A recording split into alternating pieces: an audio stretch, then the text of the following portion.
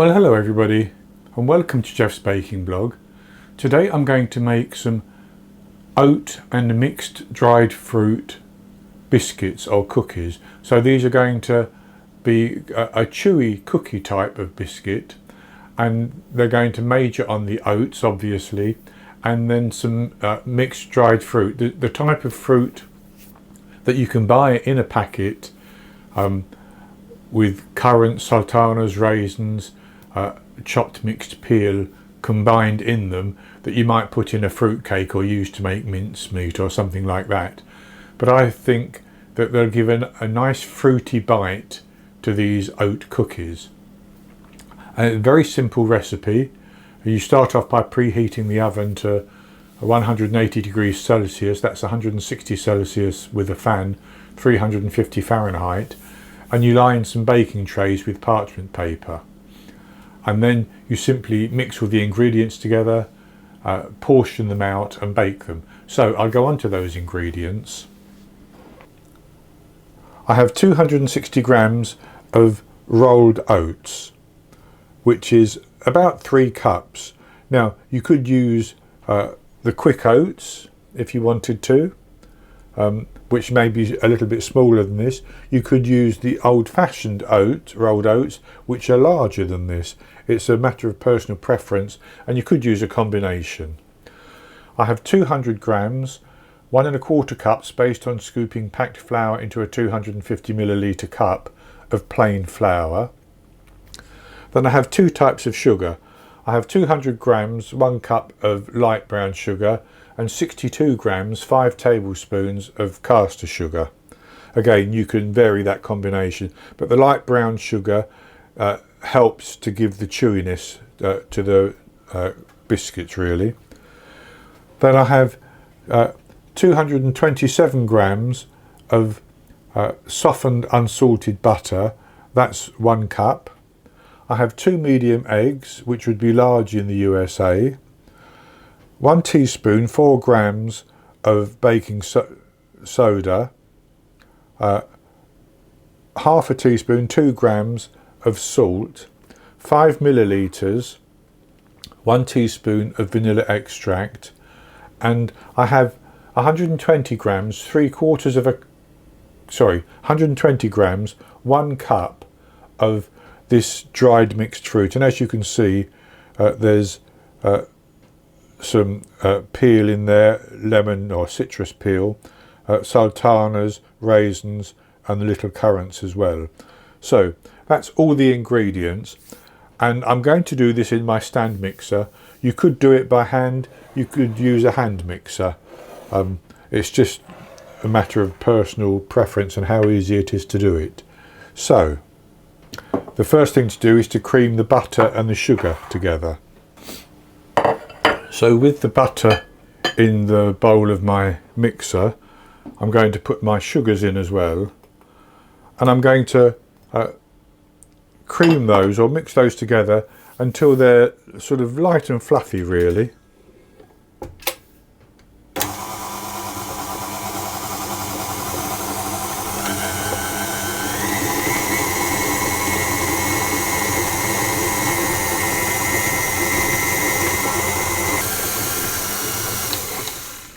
So that's quite nicely mixed, and I'm going to add in my eggs one at a time and mix those thoroughly. And as they're mixing, I'm also going to put in my vanilla extract. And I should say that I've already scraped the bowl down once, and I will scrape it down again to make sure that everything gets combined.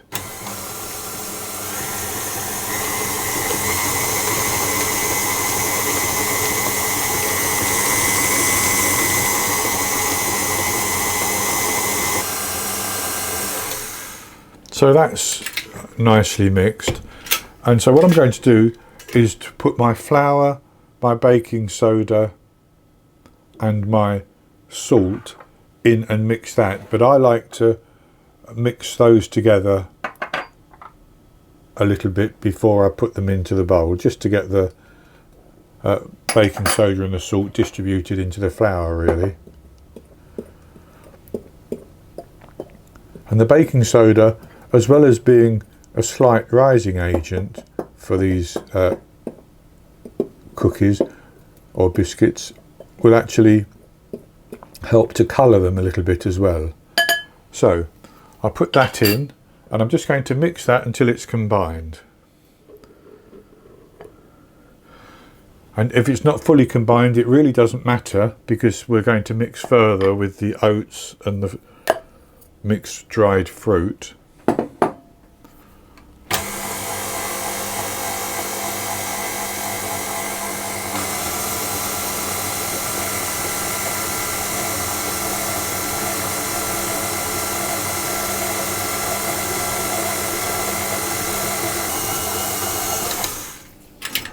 And that didn't take any time at all to mix. I'm just going to scrape round the side of the bowl.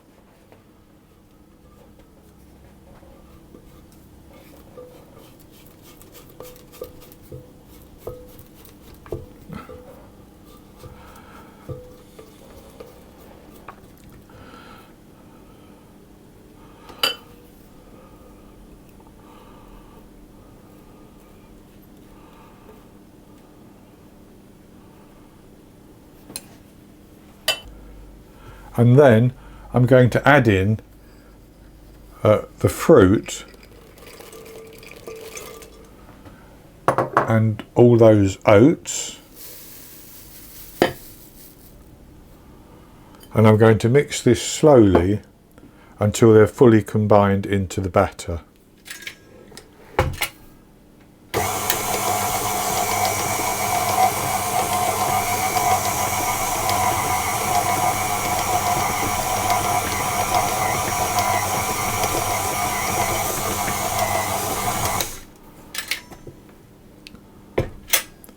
And that's almost done. I'm actually going to scrape it down and then use my spatula to mix it just a little bit more.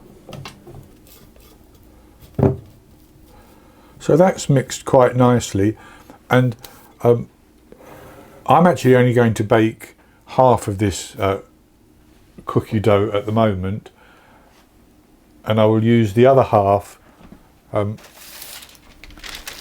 in a couple of days. I'll keep that refrigerated, wrapped up and refrigerated, and use the other half in a couple of days.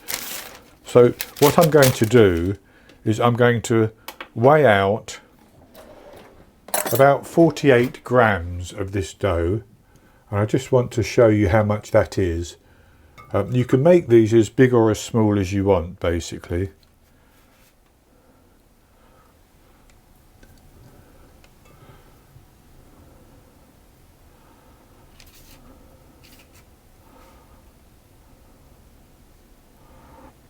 So that's 48 grams, and that amount of dough should allow me to make 24 of the cookies.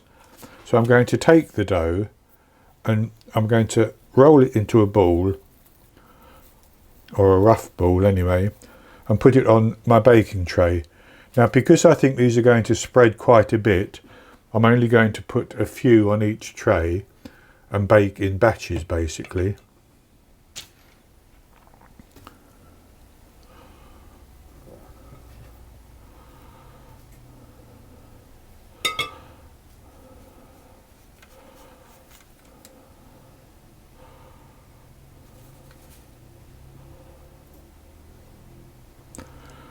So again, I'll just do that. That's 48 grams.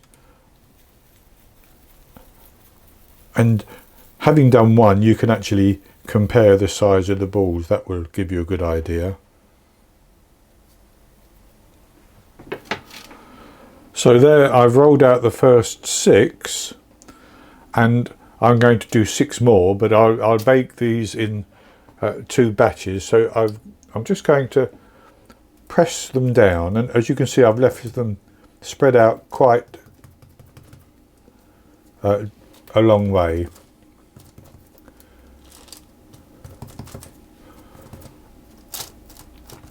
So I've just flattened them a little bit.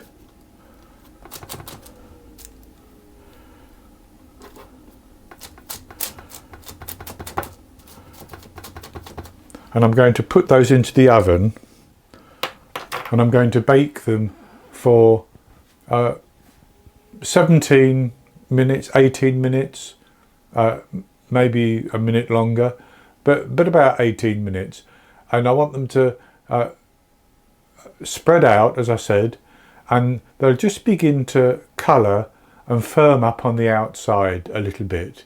And when that happens, I'll take them out of the oven. I'll leave them for 5 minutes on the tray. Then I'll transfer them to a wire rack and bake the next 6. And then when they've cooled down, I'll come back and show you what they look like.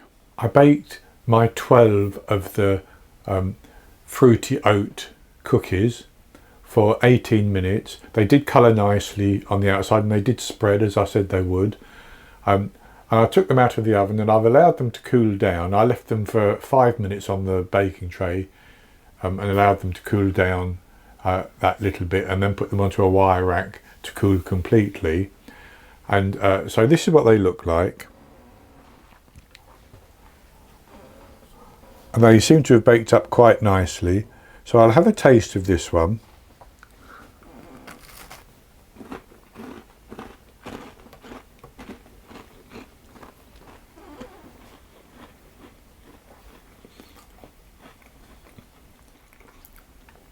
That's very, very good. They're crunchy around the outside and they're softer in the centre with a bit of a chew to them. They have a lovely fruity flavour, and when you bite into just a little bit of that citrus peel, you get that flavour coming through as well. Very, very good. Now, if you want them to be softer than this, you can bake them for slightly less time. If you want them to be a more crunchy biscuit rather than a cookie type texture, you can bake them for a little bit longer. Just keep an eye that make sure they don't go too dark, basically. So that's going to be it for this recipe, which is very, very easy to make. I hope you've enjoyed it, and if you have, please give me the thumbs up below and click to subscribe to my YouTube channel. In the top right hand corner of the screen there will be an eye that you can click on, and that will take you to a link for the recipe, and I'll put a link below the video as well, and I'll be back with another recipe in the very near future. So until then, happy baking.